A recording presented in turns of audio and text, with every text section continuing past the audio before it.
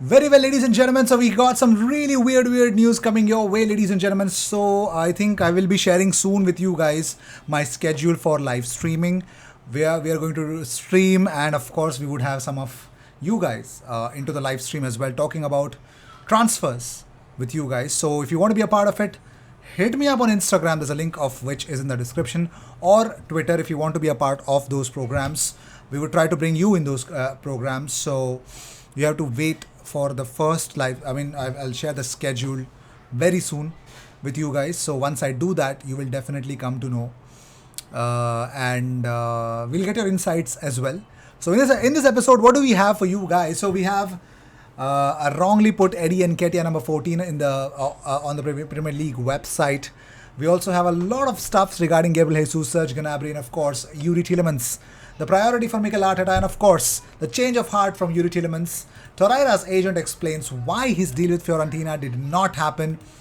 So let's just jump into the first news that we got. So this is what Eddie Nketiah's kit number was 14 on Premier League's official website, which was actually a glitch.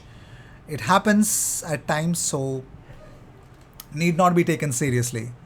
But moving on, Nicolas Pepe is a player Arsenal consider available on the transfer market. Pepe has chosen a new agent to explore different possibilities. The club concede Pepe will have to be made available for a discount, and possibly quite a significant one. Yes, via court offside, Fabrizio Romano say that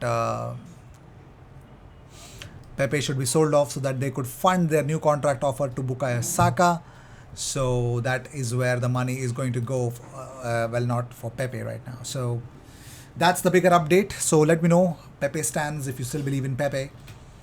But moving on, let's talk about Yuri Tielemans. Suddenly there's a change of heart of Yuri Tielemans. Well, we were getting reports about how Tielemans was prioritizing a Champions League move, moving to a Champions League club. John Percy from Telegraph says that Mikel Arteta is pushing Arsenal to make an opening £25 million bid for Yuri Tielemans. Arteta has identified Tielemans as one of his leading summer transfer targets and is making a number of background checks on the Belgian international. Tielemans has 1 year left on his Leicester deal and ideally wants to play in the Champions League next season. Arsenal secured a place in the Europa League, but it is understood that Tielemans and his representatives are now open to the prospect of playing in that competition. So Tielemans was waiting to get a Champions League spot, was waiting for clubs to get Champions League so that he could actually join one. So he's now fine with Europa League. So I would take Tielemans for 25 million. It's actually a very good price for a very talented player. He could bang in goals from that midfield as well. So that would really add a more better dimension in that midfield, a dynamism. So I'd love that. I'd really love that. So Mikel Arteta prioritizing one of the players, and that is Tielemans. So that is about Tielemans. Let's talk about Gabriel Magalhães. So Juventus have launched a full-scale attempt to sign Gabriel Magalhães. They see him as a perfect replacement for Giorgio Chiellini and believe they can lure him away from the Emirates Stadium this summer. That's according to a John Cross Mirror exclusive. Arsenal are actually aware of Juventus' interest in Magalhães and may look to offer him an improved deal. They will be determined to keep him, although are actually on the lookout for a left-sided centre-half as one of the areas of the squad they need to improve as well. So many of Twitter football coaches or FIFA coaches had said that Gabriel Magalhães is a very good centre back, but he jumps into those tackles a little early and costs a lot for the team. A bit of impatience probably should calm his nerves down, but every player has a price. Right now, I don't see this happening. I see him being tied to a new contract if rumors still go on strong. So let's see where that will take him. So Takehiro Tomiyasu on Instagram posted this image with the caption, "Thank you for your support in this season. It was a bit tough season for me, but I will be stronger. See you soon, Arsenal." But more importantly, Arsene Wenger, well, he's going to get his new statue around the Emirates. Well, yes, it's reportedly already on the works. That's according to Ghana blog. Arsene Wenger is understood to have been given his approval to a likeness being cast in his image, joining Tony Adams, Herbert Chapman, Dennis Bergkamp, and Thierry Henry. Ladies and gentlemen, yes, he needs. It's long overdue. Granit Xhaka shared this image on Instagram with the caption, "Family." Fantastic. But Edu Gaspar has a message on his Instagram stories for the Arsenal fans. He says, "Thank you for this season. I have to say how proud I am to be a part of this team. We went through different moments during the season, but in all of them, we believed in what we were working on, especially in our players. I can guarantee there was never a lack of effort, dedication, and commitment." So he's really looking forward to the next season. That's what his message is to the Arsenal fans. Well, Mikel Arteta would have welcomed his reuniting with Raheem Sterling, but since Arsenal are not in the elite European competition, that is a bigger. There's no way Sterling would want to come. That's according to Mike McGrath. But according to Mike McGrath, Tottenham are poised to compete with Arsenal for Gabriel Jesus after beating their rivals to a place in the next season's Champions League. Jesus is interested in the project under Mikel Arteta, but it is understood he's aware of Spurs' interest. It is most likely Jesus will move to Arsenal. Jesus' representatives are already in England to resolve his future in the next week.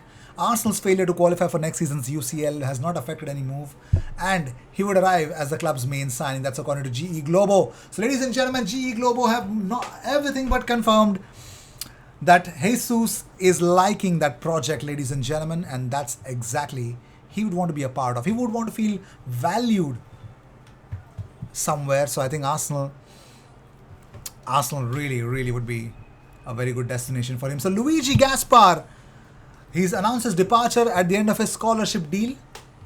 So yes, it's not easy for him to say goodbye. This is the message. If you want, you can pause and read it. So he says that he cried a lot and he's thanking Arsenal for all the opportunities. So at the end of June, he will be leaving Arsenal. So it was his decision to leave, and apparently he's gone. Very interesting. Very interesting news. But moving on, well, also Gabriel Jesus, we have an update from, he spoke to ESPN. He says, "My future is still uncertain. I have already expressed my desire to Man City people and to my agent. I have in my head very clear what I want." So he wants to leave and he's not extending his contract with City. Work in progress. That is updated by Fabrizio Romano. Yes, ladies and gentlemen, it's pretty much clear. Jesus is one, Tielemans is second. We'll move on to the third one, but first let's talk about Lukita Torreira. Lukita Torreira says, "I would like to stay in Fiorentina, but it depends on Arsenal. When I came back from vacation last summer, Arsenal was clear. There was no place for me at the club and I understood that. I'm back in Italy, but after the holiday, I'll have to go back to Arsenal. Then we'll decide with my agent what's best for me." Now, his agent has opened up about why did Fiorentina not buy him up. He says, "The basic problem is that Lucas earned a higher salary at Arsenal than he took in Florence. When we agreed on a 1.5 million euros loan with Arsenal last summer, I got from the English club that Fiorentina would not pay that money if Lucas played at least 25 games. With this, we set the option to buy at 15 million euros, payable in 6 installments of 2.5 million euros by 2025. We had agreed on a player contract with Fiorentina for the coming seasons of 2.7 million euros net a year. However, Fiorentina now wanted to lower both his salary and the cost of the transfer. We couldn't accept, and Arsenal didn't accept either. Now Lucas has a contract with the Gunners till June 30th, 2023.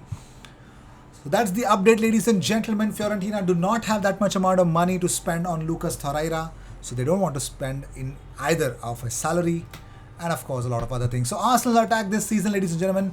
Expected goals 4th in the Premier League, shots 4th, touches in the opposition box 4th, goals scored 6th, sadly, shot conversions 12th.